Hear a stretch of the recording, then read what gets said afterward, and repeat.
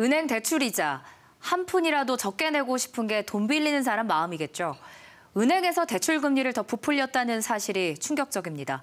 어떻게 이런 일이 가능했는지, 또 앞으로 처리는 어떻게 될지 박상현 기자와 자세히 짚어보겠습니다. 그 대출 금리가 어떻게 정해지길래 이런 일이 가능한 건가요? 네, 은행이 예금만 받아서 대출을 하는 건 아니고요. 해외은행 등 여기저기서 돈을 빌려오게 됩니다. 이때 들었던 이자 비용에다가 대출자의 소득이나 재산을 고려한 가산금리가 더해져서 1차로 금리가 정해지게 됩니다. 또 여기에 거래 실적이나 신용도 등을 고려해서 금리를 깎아주기도 하는데요. 그리고 고객과의 협상을 통해서 최종적으로 대출 금리가 정해집니다.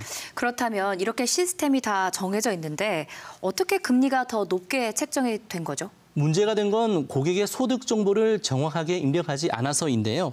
소득이 실제보다 적게 입력이 되다 보니까 빚의 비중이 더 많은 것으로 나타나서 고객의 위험도가 그만큼 높게 책정이 됐습니다. 담당자가 마음대로 소득을 입력하거나 심지어 대출 고객에게 소득 증빙 서류를 아예 요구하지 않기도 했습니다.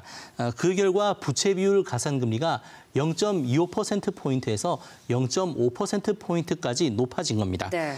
경남은행은 가계대출에서 담보가 제공이 되면 소득은 그다지 중요하지 않기 때문에 소홀히 처리했다고 해명했습니다.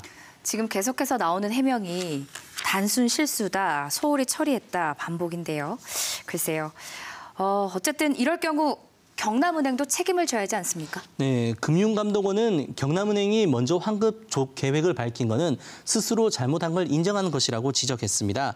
또 분명한 건 부당하게 금리를 바꾼 것이고 금리 조작으로 볼 수 있다는 강경한 발언도 나왔습니다. 네. 같이 적발된 하나은행이나 시티은행과 비교해보면 경남은행은 적발 건수가 수천 배에 이르는데요.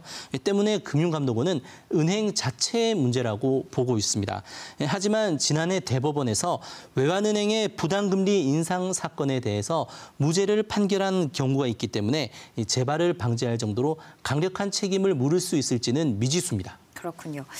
지금 시청자분들이 가장 궁금한 게 나도 피해자가 아닐까 이 부분일 텐데요. 어떻게 확인을 해야 할까요? 네, 피해가 의심되면 대출 약정서와 이자 납입 내역서를 받아서 의심이 가는 부분에 대해 그 은행에 설명을 요구할 수 있습니다. 그리고 피해를 봤다면 금융소비자원에 구제를 요청할 수도 있습니다. 경남은행은 일단 피해 내역을 정확하게 확인한 이후에 다음 달 안으로 개인들에게 통보하고 더 받은 이자를 돌려준다는 계획입니다. 또 더 받은 이자 원금에 대한 이자를 지급하는 방안도 검토하고 있습니다. 네, 여기까지 듣겠습니다. 박상현 기자였습니다.